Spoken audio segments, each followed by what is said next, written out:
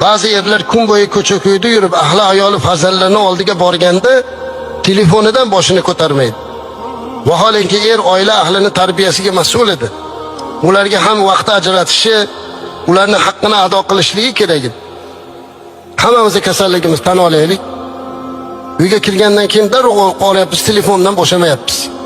Facebookda to'xtatsak, Telegram kelyapti, uni to'xtatsak, eng oxiri juda bo'lmasa televizorda yoqyapmiz. Boshdan oxirigacha kanaliga olib chiqquncha kecha tugaydi. Bolalarimiz bizni telefonda ustida katta bo'lyapti ko'rib. Bir oilada hammaning qo'lida telefon, hamma shu bilan ovora.